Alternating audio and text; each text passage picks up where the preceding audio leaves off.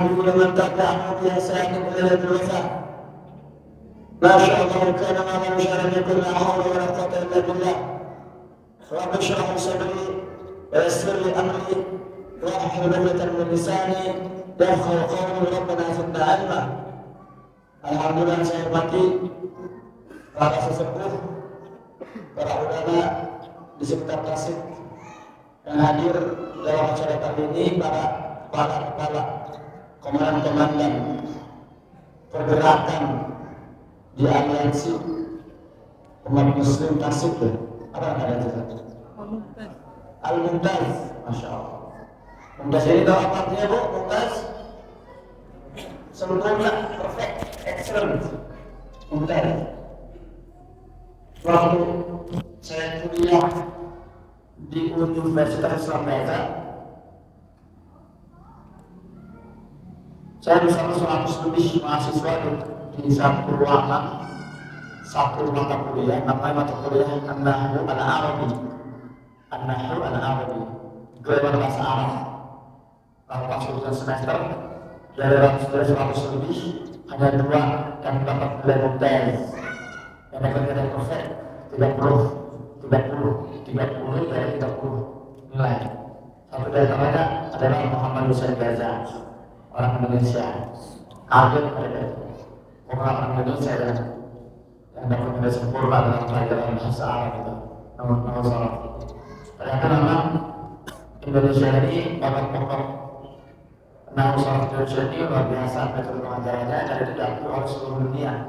Bahkan di Universitas di Madinah, bahkan di Al-Azhar itu selalu itu yang memegang kendali yang paling menonjol kemampuan Nahwu Sharaf orang Indonesia.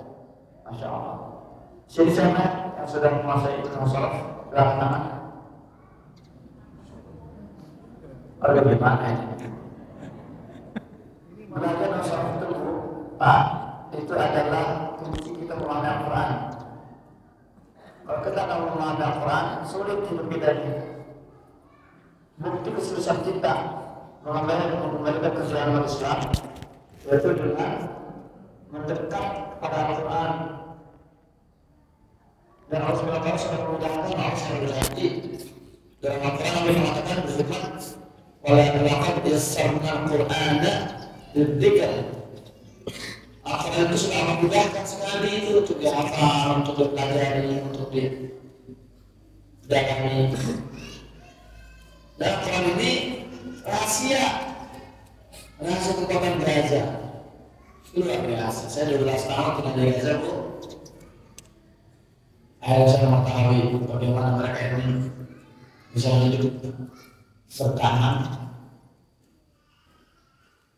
selama puluhan tahun di bawah serangan masif.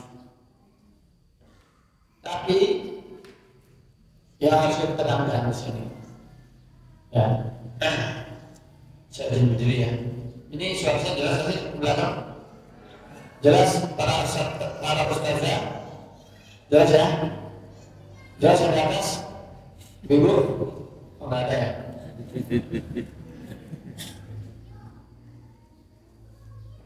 Kalau kita berbicara Gaza, tips dari saya, kalau kita mau membahas Gaza, jangan terlalu sombong, mengandalkan logika semata, mengandalkan akal semata, tidak akan nyambung nanti berbahasanya. Kalau kita mau membahas tentang Gaza, jangan terlalu sombong menggunakan rasionalitas, tidak akan nyampe pembahasannya. Kalau kita memaksakan membicarakan Gaza dengan logika, nanti yang terjadi kita akan mengeluarkan statement dalam lain yang akan menunjukkan kebodohan diri kita sendiri. Terjadi ada satu sosok tokoh di Indonesia, orang kaya dia orang Mesir banyak yang hadir terus. Dia membaca Gaza dengan logika, masih diperbudak oleh akal dia. Dia bilang apa? Israel ini kan sebuah negara yang superpower, militer kuat. Dia berkata pada perang Arab Israel pernah dikuasai oleh negara-negara Arab. Ya, 3 negara Arab dibantu dengan 3 lagi supportnya. Jadi 6 negara Arab melawan Israel dalam perang tahun 2007 yang timur. Israel menang, 6 hari menang tuh Israel.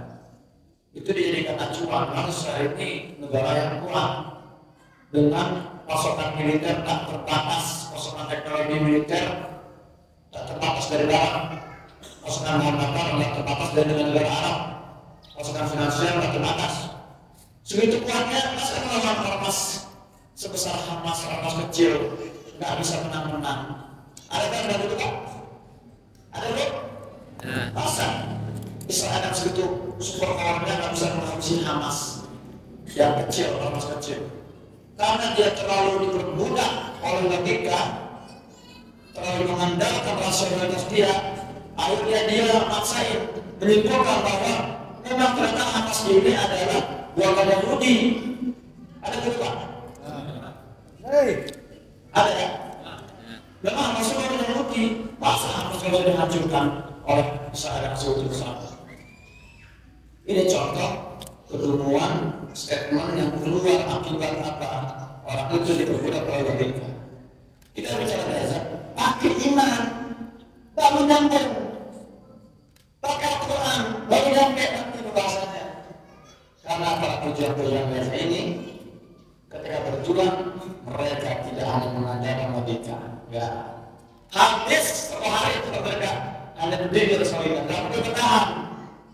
Kalau mereka berjuang, hanya mengandalkan akal mereka, mereka bertahan 2-3 hari, hancur. Sekarang ini 2023 sudah masuk hari ke-77 hari ini. Mereka dari berbanjir, bukan hanya Israel. Inggris sudah mengirimkan, yang pertama sudah mengirimkan kapal induknya yang mengangkut teknologi militer, tekanannya juga pesawat tempur, logistik. Amerika sudah mengirim 2 kapal induk untuk mensupport membackup Zionis Israel dalam menghabisi Gaza. Gaza yang sekecil itu dikelola oleh Inggris, Amerika, Israel. Jadi mungkin lain kita juga tuduh, ada apa ini? Apa yang saya tuduh mereka? Dan yang tidak banyak diketahui oleh kita. Sekarang kita melihat Gaza ini dibombardir berkali-kali ya. Sejak dibombardir 2006, Gaza kemudian dibombardir sejak 2008. 2008, Zionis Israel meluncurkan sebuah agresi militer dengan sambil operasi Kaslit. Sementara pihak Gaza menyebutnya Harbul Furqan. 2008, 22 hari terjadi pembantaian massal di Gaza dan juga para pejuang melakukan serangan balasan. Jawab serangan selama 2 hari. Apakah Gaza takut? Apakah Gaza tunduk? Enggak. Bagaimana perang itu berakhir? Dengan keputusan Israel menangkap Bendera Putih. Mereka selalu setiap kali ada episode perang, selalu pihak Israel yang pertama kali meminta untuk gencatan senjata. Kalau kedua Gaza, tidak ada selain menyerah, tidak, bukan opsi mereka menyerah itu. Kalau Gaza selalu hanya ada 2 prinsip mereka yang selalu disampaikan oleh Abu Ubaidah. Ya, siapa itu Abu Ubaidah? Siapa? Siapa? Juga Hamas siapa? Bukan juga Hamas. Beliau ini. Ya, Abu Ubaidah Jumir Al-Qassam. Kalau dipisahkan antara Hamas dan Al-Qassam. Ya. Kalau makanya termasuk sosok yang tadi ini yang tadi menuduh Hamas melakukan Yahudi. Dia juga mengeluarkan setelah kamar lagi. Ntar kasih kita jelaskan. Makanya Abu Ubaidah dalam setiap pidatonya dia mengatakan apa? Di akhir pidato Islam mengatakan innahu lajihadun nasrun al-istishhad. Soalnya begini ya, dan ini Abu Ubaidah dibuka oleh Abu Ubaidah menyumpuk dia punya SMA kalau itu hukum. Nah, apa itu artinya? Innahu lajihadun nasrun al-istishhad. Itulah jihad kami di Palestina. Nasrun menang al-istishhad. Apa syahid? Hanya ada dua opsi teori. Kalau kita menang, alhamdulillah itu mulia. Kalau tidak, kita syahid meninggal, udah kita ingatkan. Jadi nggak ada opsi menyerah. Jadi sejak kali terjadi pertempuran antara Gaza dengan Israel, selalu berakhir dengan apa ketegangan Gaza dan kekalahan Israel. 2012 saya sudah di Gaza. Saya tiba di Gaza 2011. 2012 kami berhadir 8 hari. Itu pengalaman pertama saya merasakan dentuman bom masif. 8 hari berhadir. Gaza ini Gaza lulus sebagai pemenang. Gagal lagi mereka mengamalkan Gaza. 4 tahun rehat. Kita meminta kebijakan senjata. 2014 kalau dibangun lagi. Ini berulang lagi nih. 51 hari kami membagi. Apakah Gaza takut? Apakah Gaza menyerah? Enggak. Tapi lagi soalnya yang menyerah. 2012 kita bersama di hari ke-5 atau ke-6 akhirnya para pejuang Gaza ini merilis roket F-75. Roket roket yang tadinya cuma bisa menempuh jarak 5 km, 6 km, 10 km dimodifikasi oleh para pejuang di Gaza itu sampai akhirnya bisa menjangkau 75 km, bisa menembus jantung ke Afif. Hajar Pak Israel. Waduh, kita nggak beruntungan nih. Ternyata mereka sudah mengembangkan senjata baru. Langsung tenang mereka. Kalau sudah tenang, dia tenang. Oh, mereka sudah tahu Israel. 2014 juga sama. Pertama kali diperkenalkan pasukan amfibi. Ternyata para penjaga punya pasukan anak nih yang masuk ke pangkalan Israel di wilayah pantai. Pokoknya setiap kali ada yang bisa bertempuran, setiap itu para penjaga Gaza menangkan senjata-senjata baru. 2021 juga terjadi, perempuan lagi, 14 hari. Lalu ini Gaza nggak pernah penuh. Selalu keluar selalu menang. Lihat Gaza itu kan di blokade sejak 2006, artinya apa sih? Dibatasi. Material yang masuk ke Gaza itu tidak benar diawasi oleh Zionis. Jangan sampai yang masuk ini adalah material yang bisa digunakan untuk bikin senjata. Setiap blokade itu, Gaza ini hidup di sebuah kekurangan. Saya tinggal di Gaza 12 tahun. Biasanya di Gaza cuma 4 jam per hari. Kalau di Gaza sudah 4 jam per hari segitu.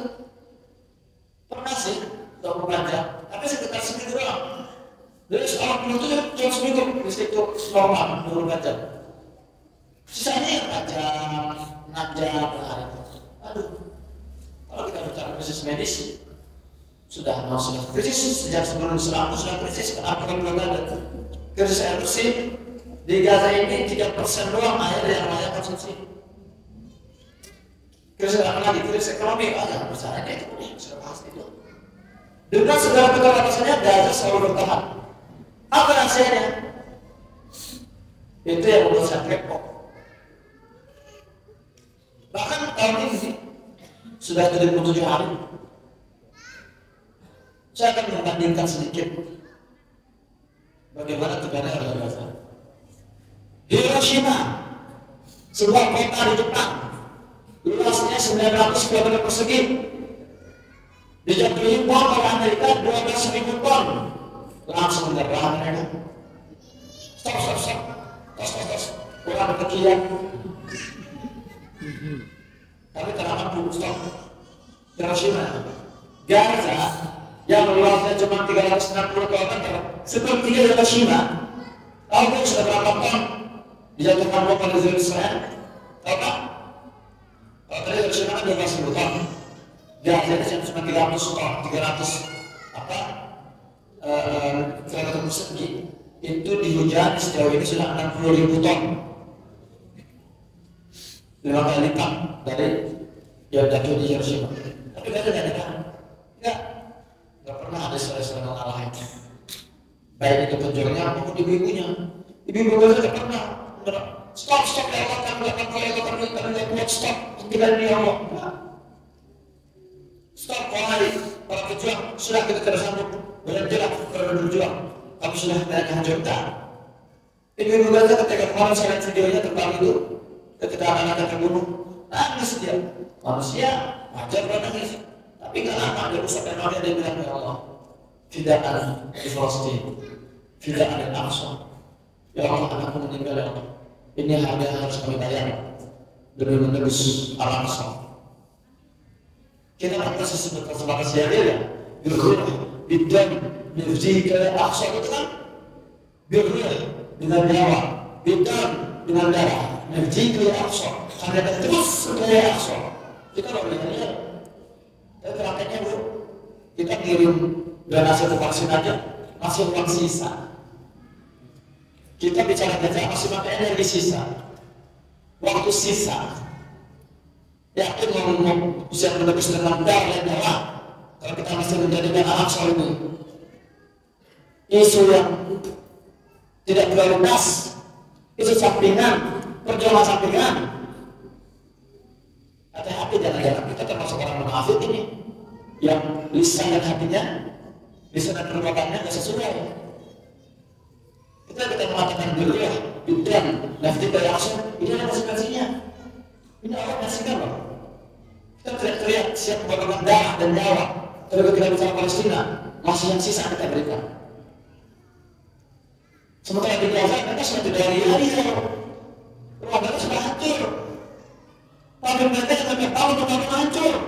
Sekolah mereka hancur, anak mereka terbunuh, ayah mereka terbunuh, ibu mereka terbunuh. Suatu hari saya bertanya pada salah seorang komandan tertinggi Al-Qassam. Kalau saya bisa, enggak, itu kopi kemarin. Ya ini kopi kemarin saya kalau kita ngisi kajian di mana ya? Di London ya. Saya yang pada pastikan harus diminum lagi. Apa-apa di jalan berapa kajian. Nah, ini saya minta kalau dengan saya minta bawain biar dari saya mobilannya. Yang saya minta kalau nggak beli dari mobil. Ini masih enak. Saya cek dulu ya. Enak pas lagi.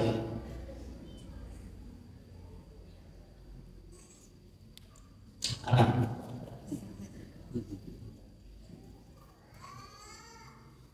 Jadi saya ini seorang jurnalis. Saya punya jurnalistik sebelum saya datang ke Gaza. Saya harus cerita dulu kenapa saya bisa di Gaza. Ini biasanya jadi pertanyaan besar nih. Saat antum kok bisa di Gaza sih gitu ya? Penasaran nggak bu? Penasaran nggak pak? Antum bisa ke kantor di Gaza ini gimana ceritanya?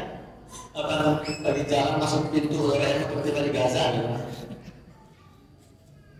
Apa motivasi saya tinggal di Gaza? Ini semua kembali pada pendidikan yang saya terima dari orang tua saya. Ayah saya almarhum namanya adalah Ustaz Haji Muslim, Kiai kampung, lahirnya di Leles, Garut. Ibu saya Pundiang, aslinya orang Cipendei, ya Cikalongwentan, Bandung. Saya orang Bogor. Jadi ya kita satu kita Ahlus Sunnah wal Jamaah. Iya, saya tegaskan karena orang ada yang menuduh saya namanya Muhammad Hussein pasti Syiah, oh Syiah. Saya tegaskan seperti saya Ahlus Sunnah wal Jamaah. Jadi aneh biasa kalau Sunda, sekali keras. Tapi ya hampura kalau bahasanya kadang kasar gitu. Karena kalau mampilan di Gaza. Jadi orang tua saya ini orang kampung, kayak kampung, ibu saya belum ngaji kampung, masya Allah. Ibu saya menjadi sekali hidupnya tukang Quran. Beliau bukan sosok yang akademisi, sosialita misalnya, atau yang kuliah sampai tinggi. Ibu saya sejak saya masih bayi itu, sejak saya belum lahir, beliau sudah berjalan setiap hari berkilo-kilo mendatangi kampung-kampung yang masih diisi oleh orang-orang yang buta Al-Quran. Ya, ibu saya enggak ngambil bayaran, enggak bikin lembaga itu ya yang mau belajar silakan bayar berubah. Enggak, ibu saya enggak menyelenggarakan rumah. Ibu saya sejak muda datang ke kampung-kampung itu, bikin pengajian di kampung ini, terus saya balik ke kampung ini. Itu sudah sejak masih kecil, sejak masih muda sampai tua. Tapi sekarang ibu saya kakinya sudah bisa berjalan lagi, sudah lemah jalan itu berkah Quran. Ayah saya juga dari Lampung, orang paling santai sedunia yang pernah saya temukan. Bukan saya doang. Sekampung saya juga semua sepakat kalau bicara sekali muslim itu sabar ya biasa. Nggak pernah marah. Anak bandel nggak pernah marah. Satu-satunya momen dia marah apa? Kalau dia melihat mukanya nutenya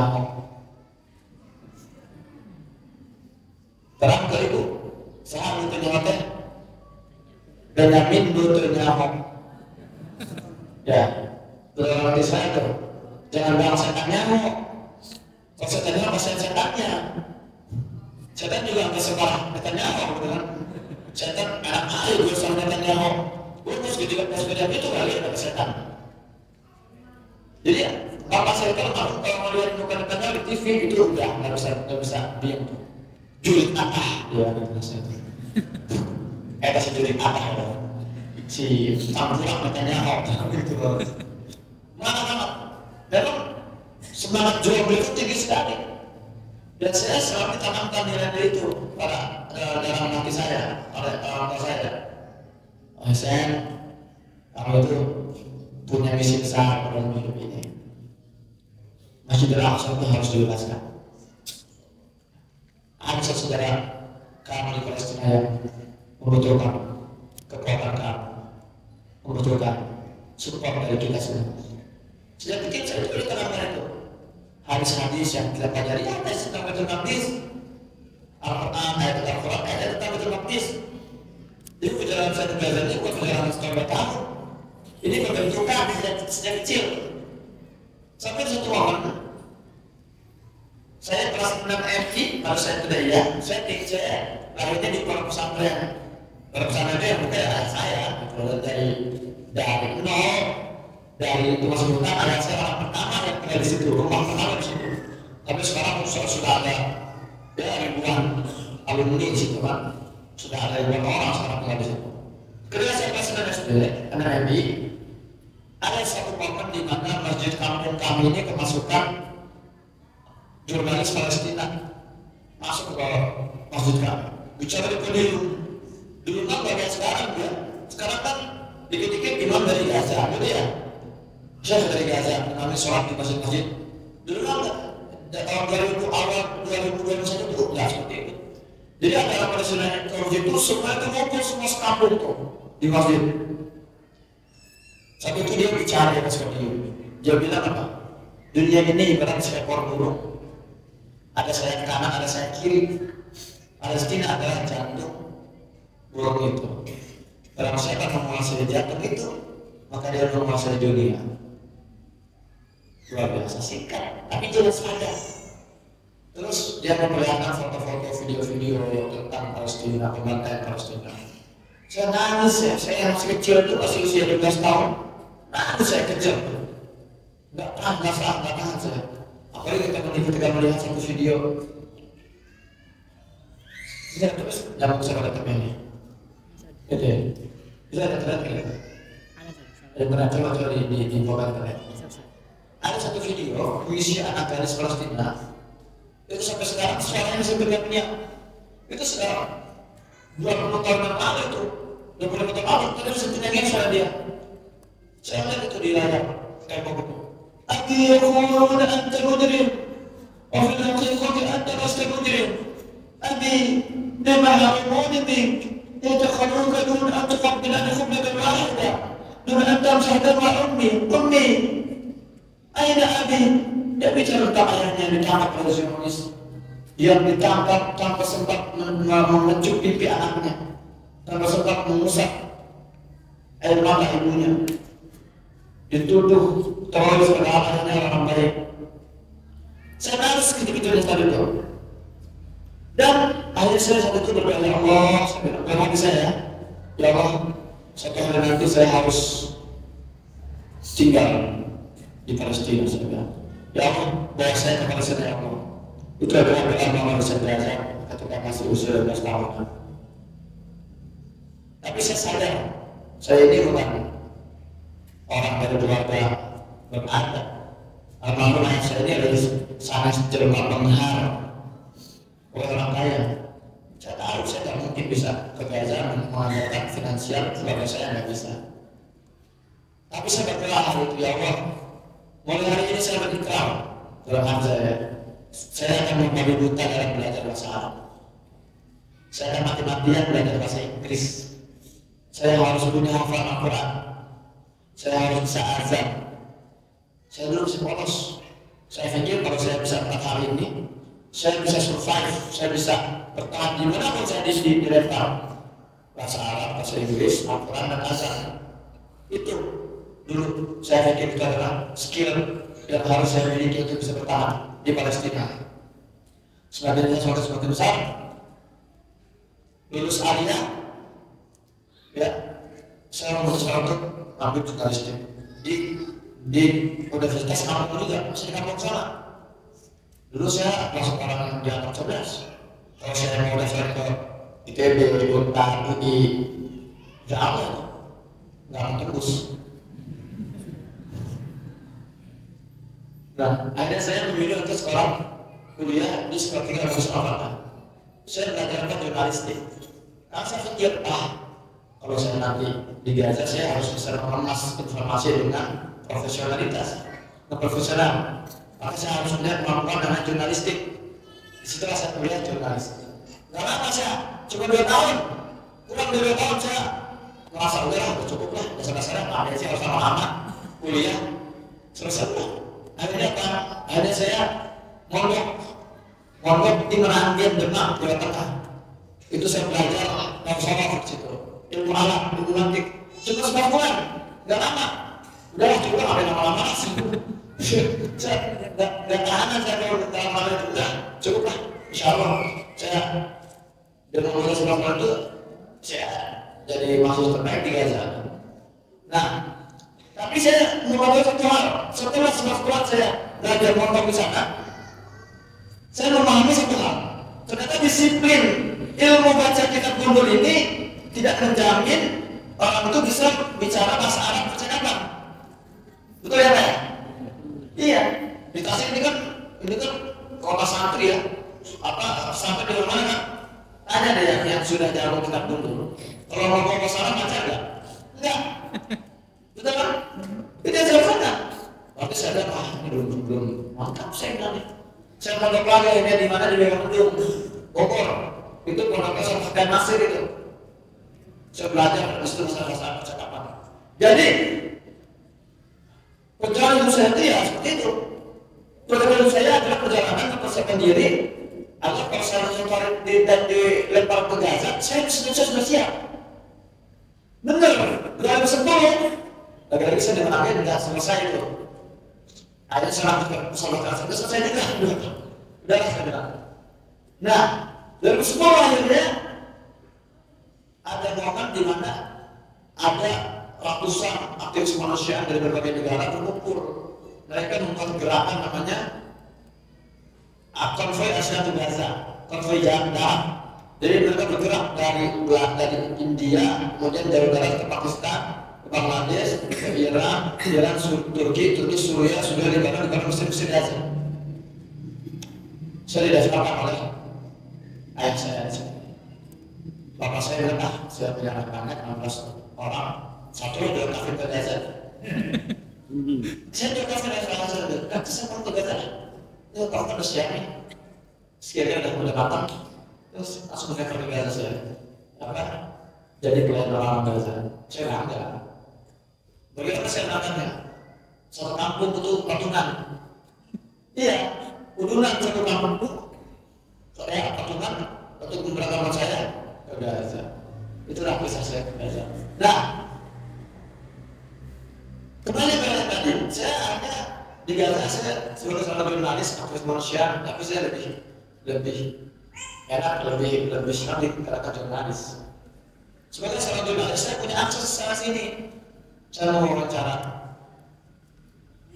akademisi, saya punya aksesnya. Saya mau wawancara ulama, biasa, saya wawancara mereka, saya punya aksesnya. Wawancara siapa lagi? Politisi, iya. Apalagi wawancara ras terkuat di muka bumi. Siapa ya? mak-mak. Tapi ya, rasa kuat. Saya juga, rasa cerita, ada satu cerita menarik banget tentang seorang wanita di Gaza itu luar biasa, itu yang mempercundangi ratusan tentara Israel. Saya ceritakan ini. Pokoknya sama lah, emak-emak di Gaza sama emak itu sama-sama kuat gitu. Sama-sama, ya nggak bisa ditunjukkan. Dia benar nggak kuat. Kita sudah kewalahan melihat emak-emak naik motor sen kiri, dia dari kanan. Jangan salahkan mama ya, kita yang kanan. Kalau mama naik motor sen kiri, artinya apa? Kamu kiri, coba kanan. Cuma kita nggak peka ya. Kita nggak peka makanya. Jadi ada mama gitu loh, mama nggak pernah salah. Nah, dan saya sebagai seorang tugas, saya punya akses ke komandan tinggi Kapolsek. Saya wawancara. Saya jadi penasaran, saya bilang, Kang, punten Kang, saya bilang. Ya gitu juga, itu saya terjemahkan aja. Kalau punten Kang, dia nggak paham, Abu Bilal tetap obet. Saya tanya, Kang, punten Kang ya, rahasia kan apa sih?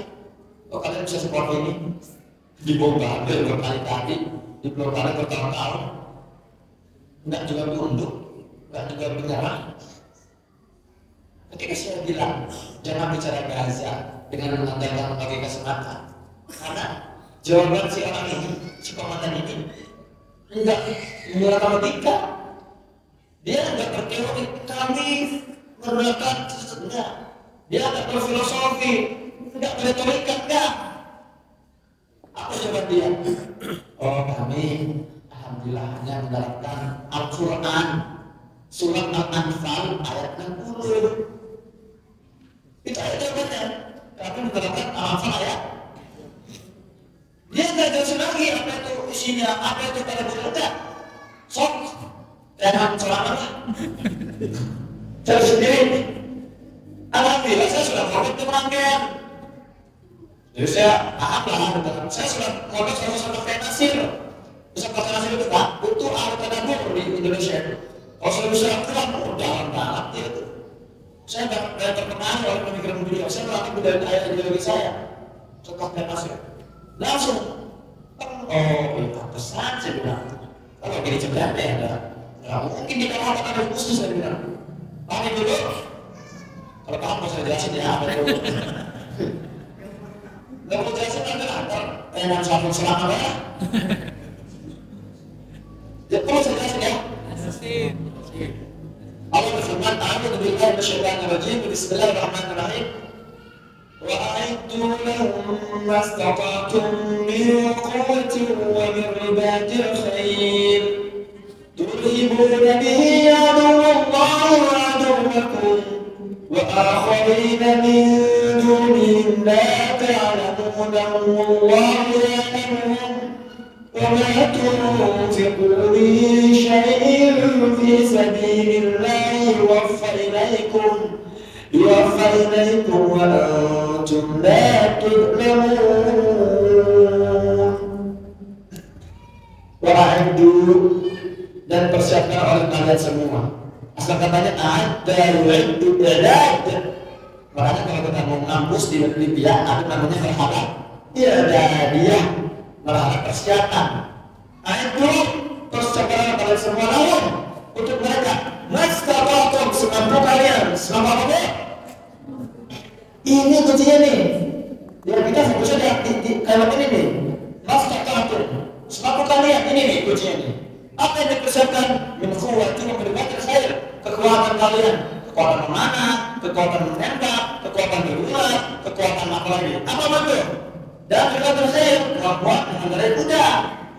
Kalau sekarang mengendarai teknik aja, sepeda, motor, ada teknik kesubuhan sini nih. Ya, luar biasa.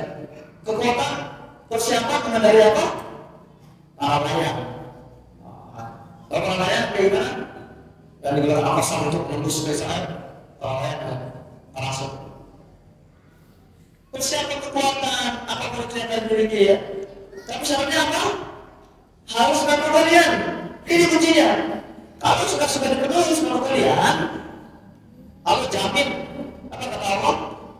turhibuna bihi aduwallahi wa aduwwakum.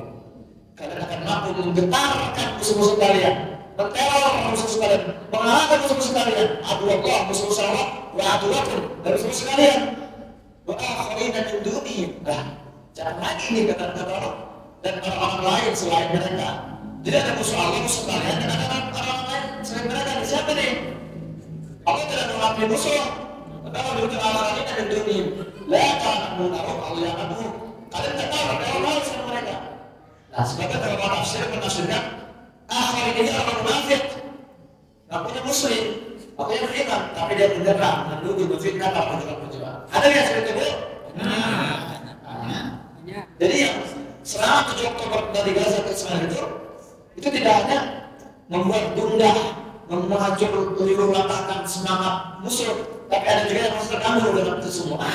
Hamas ini, Rafidah. Ada yang begitu? Ular. Ya, luar biasa. Nah, saya bicara di sini masa tatum, semangat kalian. Apa parameternya masa tatum? Ayo kita kan? Kalau diperintahkan persiapkan oleh kalian semua semangat kalian. Ini yang saya berkurangnya dong. Biar kita tahu kita harus mampu kita atau belum. Apa ukurannya? Menarik. Coba dibuka Al-Quran 16. Allah berfirman dalam Al-Quran 16, fattaqullaha mastata'tum.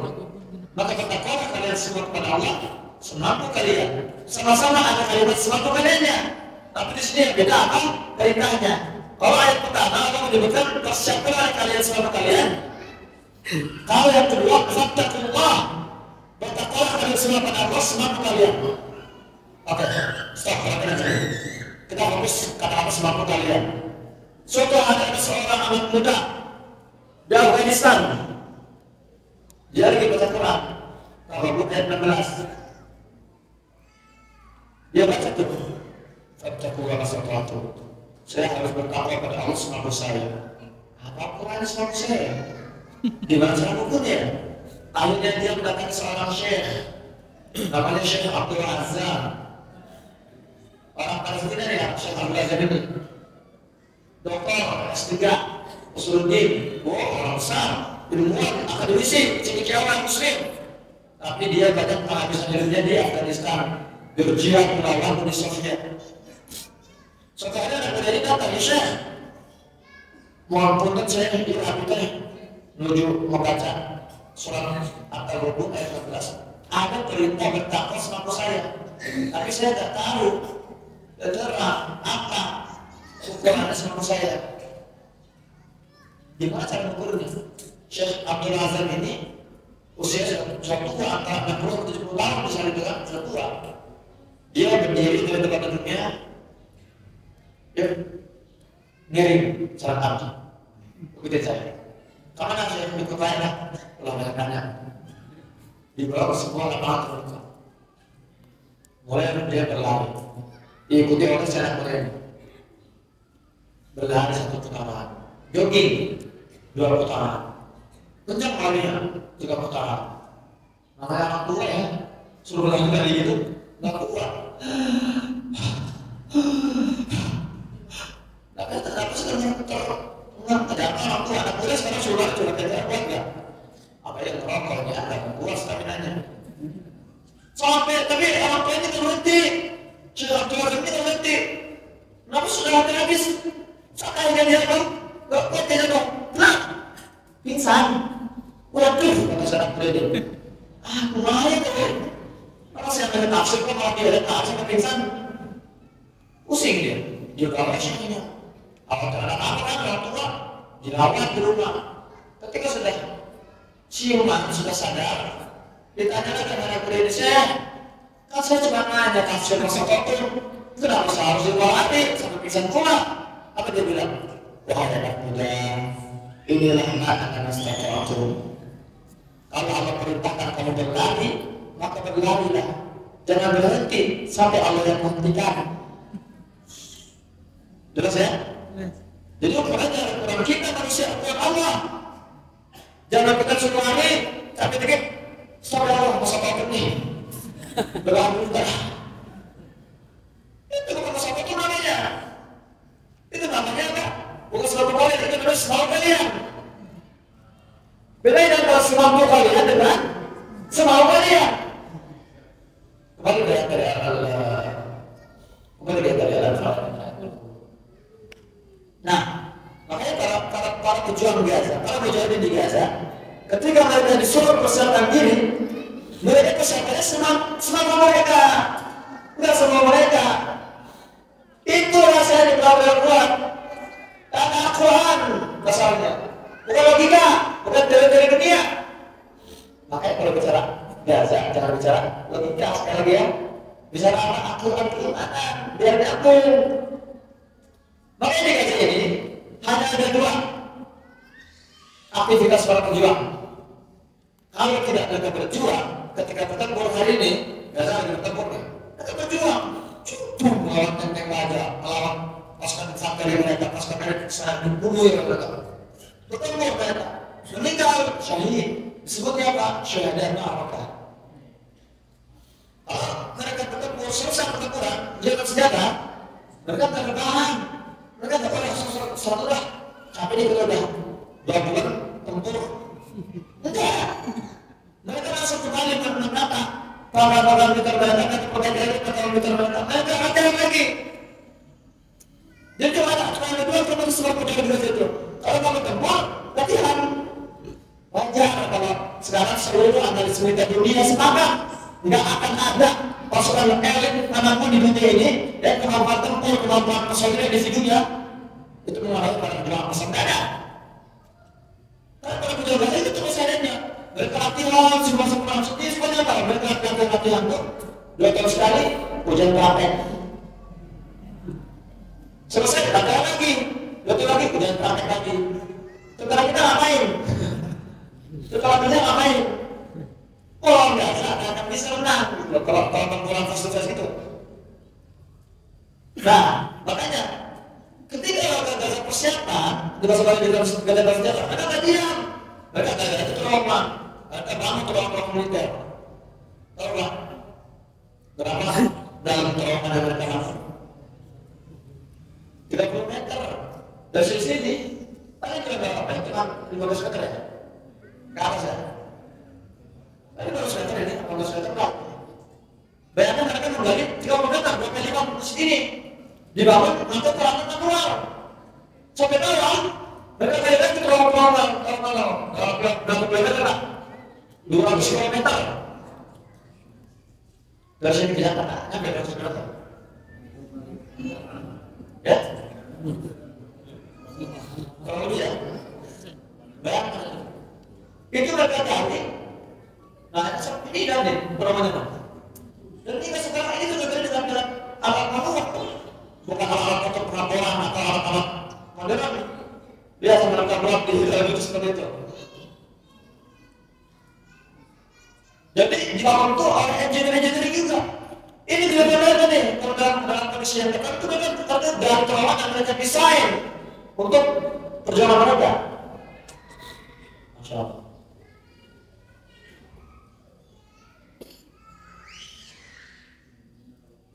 Oke, bersama berdiri. Ya, makanya banyak kasus ketika mereka lagi dari terowongan, tiba-tiba apa? Tiba-tiba hujan deras, longsor, meninggal 7 orang. Sering itu sudah puluhan, mungkin sudah ratusan mungkin para pejuang Gaza yang meninggal. Sedang dari terowongan itu.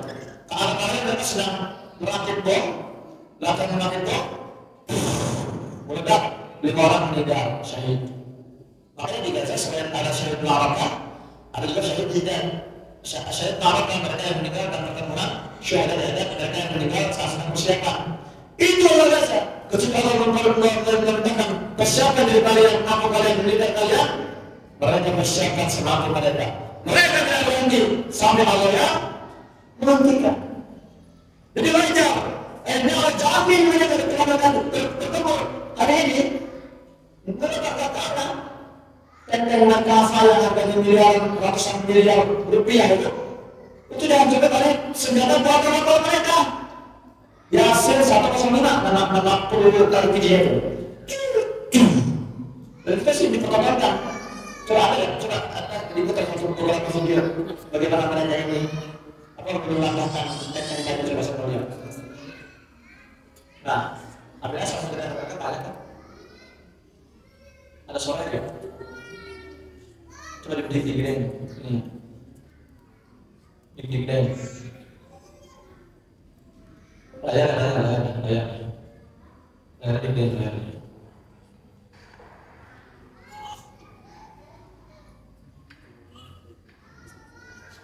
Lihat ya. Mereka itu ada mem itu udah kayak no.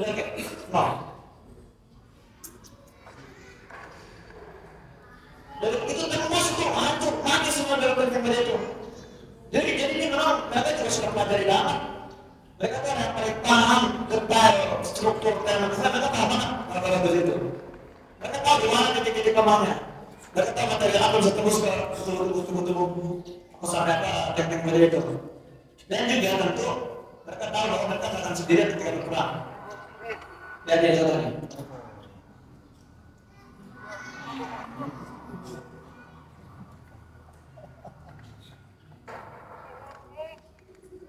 Orang militer dunia, tapi terhalang-halang.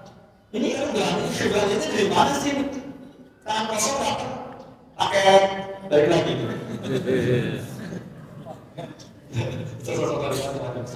Mana Ustaz? Bisa sama-sama.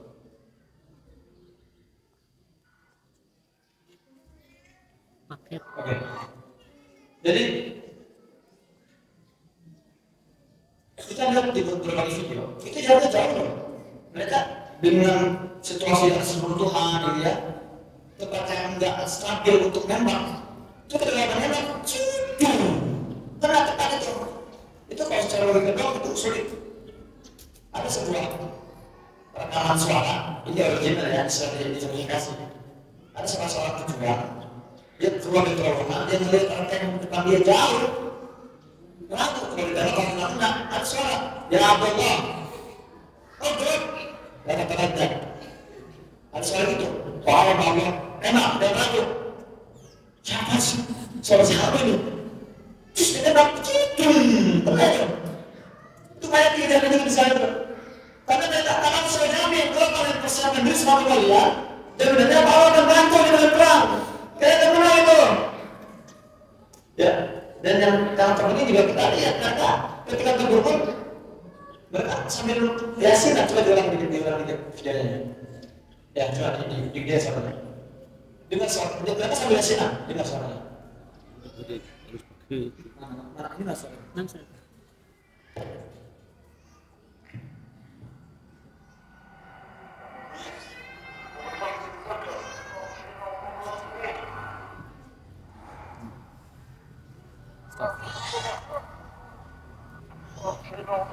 Ya, dia baca, yang kedua hari dia baca.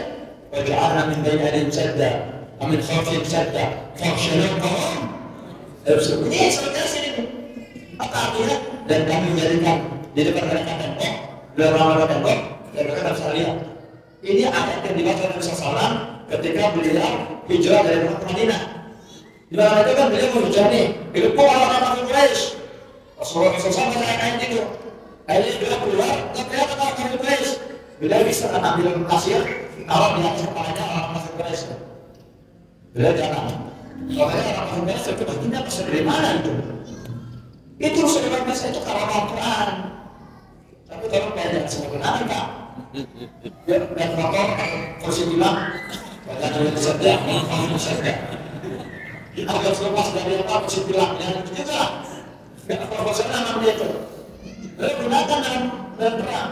Al-Quran yang selalu bersama mereka setiap langkah perjalanan mereka. Ajar kekuatan mereka itu adalah Al-Quran. Dari Umar bin Khattab radhiyallahu anhu berkata, bersabda Rasulullah SAW, "Yarfa'ullahu bi hadhal kitab aqwaman wa yad'u bil akharin." Kata Rasulullah SAW. Kata Nabi? Allah mengangkat derajat kaum yang memuliakan Al-Quran. Dan Allah merendahkan kaum yang merendahkan Al-Quran. Makanya nih yang belum bisa baca Al-Quran yang bagus, aduh malu dong. Jangan terlalu semangat mau berjuang. Dia pada Cina siap untuk berjihad. Baca Al-Quran yang sebelum datang. hafalannya masih sebatas juz amma, itu pun tidak semua. Ini kesirusan kita ditanya di sini.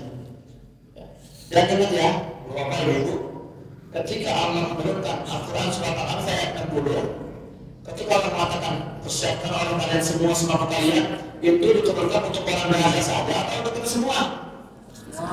Untuk kita semua.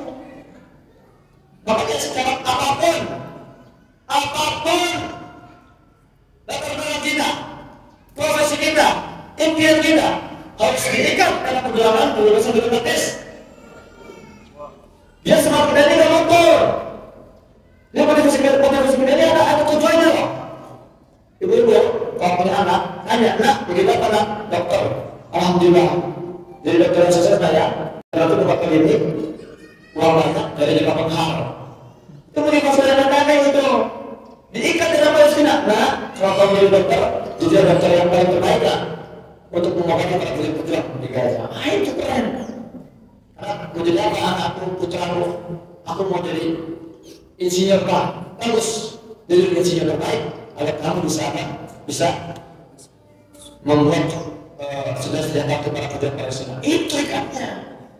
Membuat di pesantren belajar bahasa Arab yang jago nama pelatihan, biar kamu bisa ngaji sama Abu Bildan langsung. Kayak gitu dong motivasinya. Saya tukang pijit, saya bisa apa saja. Jangan sampai tukang pijit. Bikin jaringan tukang pijit internasional. Sebabnya kan mereka nyawa, aduh, kami butuh tukang pijit. Nah, kita bikin tukang pijit dari kita tuh. Pijit, ya sampai ketika sudah siap. Artinya, kalau memproduksi kita, itu kita kaitan dengan masjid Al-Aqsa. Disitulah nilai perjuangannya. Karena apa? Bahwa keimanan seseorang hari ini itu adalah masjid Al-Aqsa. Sebesar apa kebutuhan kita dengan masjid Al-Aqsa, sebesar itu kualitas keimanan kita. Seabai apa, secuek apa kita dengan masjid Al-Aqsa, maka sebuah bentuk kualitas keimanan kita. Dan sekarang